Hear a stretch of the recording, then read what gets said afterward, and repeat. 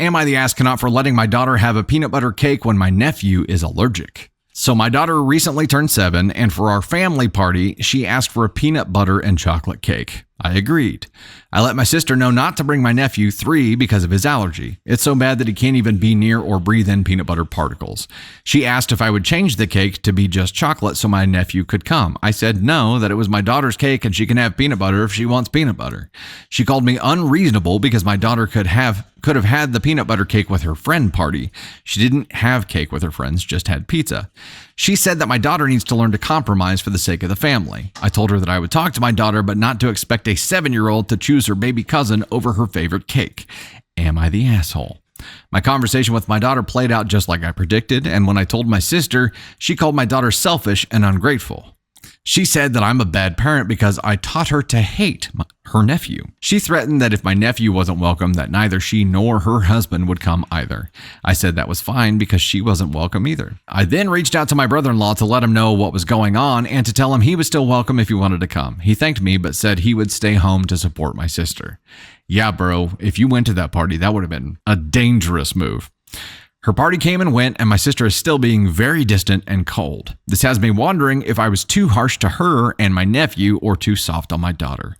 Am I the asshole? NTA, it's her birthday. That's my gut reaction here is that, it's a 7-year-old kid who isn't allergic to peanut butter, and that's the kind of cake they want. And typically, the birthday person gets the cake that they want. If there's someone else who either doesn't like it or is allergic to it, then they just need to not be there for it, right?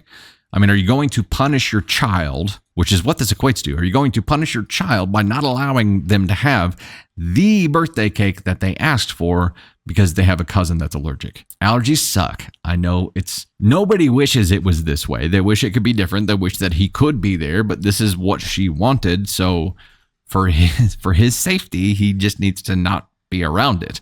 My gut says NTA. You give your kid the cake that they want at their birthday party.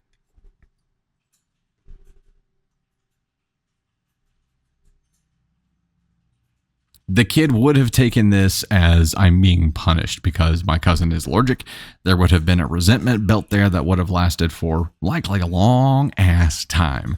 If the kid in this case had to sacrifice, they would have felt like they were being punished and they would have resented that. The tough part here is that it wasn't just that the kid couldn't be there or that the kid couldn't have the cake. It's that they couldn't be there because of that allergy. And they were having 2 parties, but the other party with the friend party, they were just having pizza. They weren't doing a cake. We've got someone who has an allergy saying I would never expect that of someone. And then someone who had to sacrifice that for their cousins who had the allergy that said, I'm glad the kid got her cake because I wish I would have. I'm saying NTA because it's a 7-year-old kid that's not going to understand. They're just going to feel like they're being punished on their birthday of all times. And that is extremely tough.